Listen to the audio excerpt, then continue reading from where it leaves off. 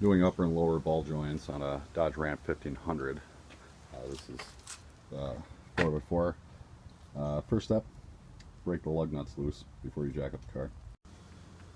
And then you take the tire off after you get the car jacked up.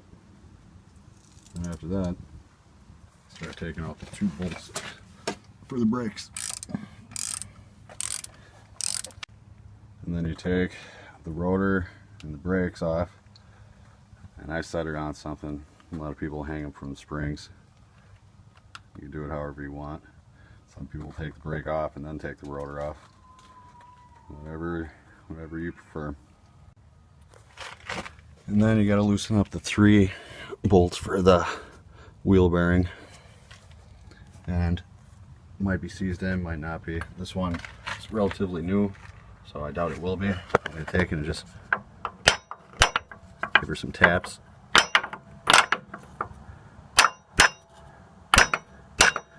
Don't really want to mess up those 12 points. So I mean, taking it kind of easy. But she's already moving, so I think it'll come out pretty easy.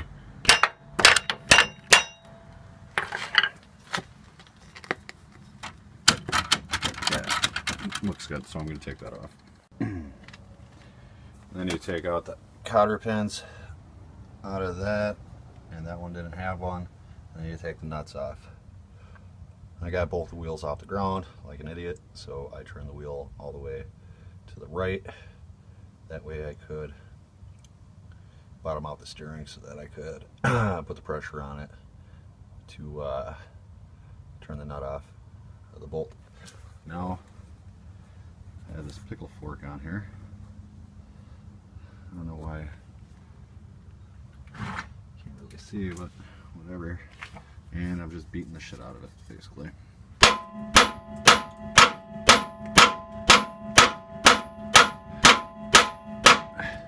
It doesn't seem to be going anywhere, but the pickle fork is getting wider. We'll see what happens. Alright, and then after you get that loose, you have your ball joint, the upper and the lower. So next step is to get the press on there.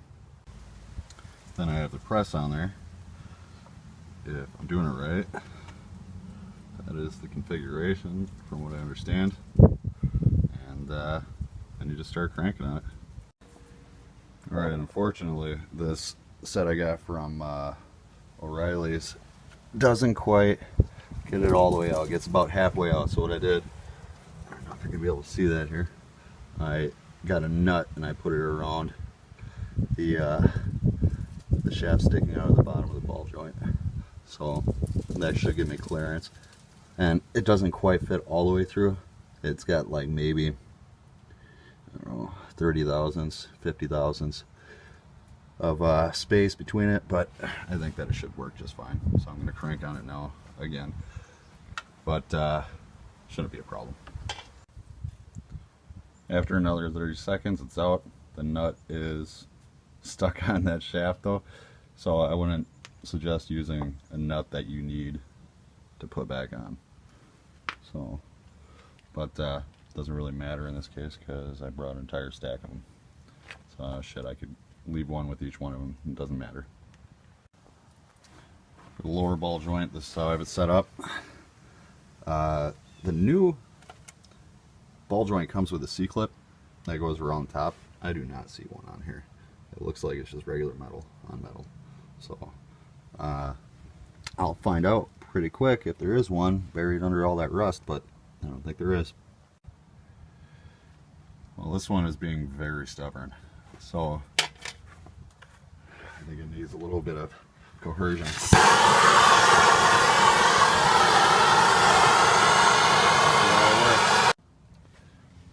Alright, then I'm all set up to press in the first one. I'm doing the bottom one first because the threaded rod for the press has to go through the top hole.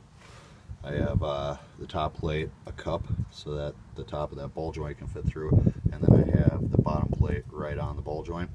I took the boot off, and I have that in the bag so that I'm not damaging the boot as I put it on. Alright, then the second ball joint is in. That is my setup.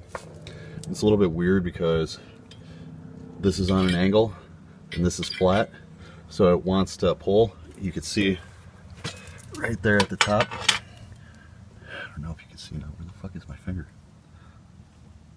There it is. Right there at the top. It's not sitting flat.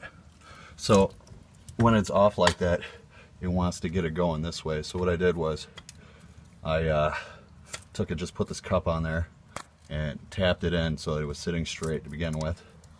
And then I started right here and I saw it cocking it this way. So I moved this, swiveled it around back there, brought it down. Then I had to go over here and bring it down. And then after doing that a couple times each way, I was able to just leave it like this and it went in straight. So I think it just needed to get that initial 1/8 inch or so in. But yeah, so top one's in, bottom one's in. Next I'm just going to put the steering knuckle back on. Then, you know, put the castle nuts on, cotter pins. I was right, there was not enough room. You can see down there, if I put the light up, that there is not enough room to get the snap ring in. I think I called it a C-clip earlier. Anyways, snap ring doesn't go in, but you got these castle nuts, cotter pins, tighten up the tie rod end, carefully put the axle back in so that you don't knock out the axle seal that's inside of the axle.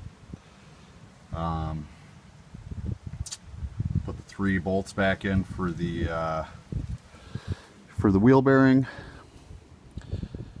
Then put the brakes back on, the rotor. Put the rotor back on with the brake because I have it together. And then put the 2 bolts in for the brakes. Put the wheel back on, and it's done. So that's upper and lower ball joints on this truck. The 2000 Dodge Ram 1500, or 2nd gen Dodge. Done.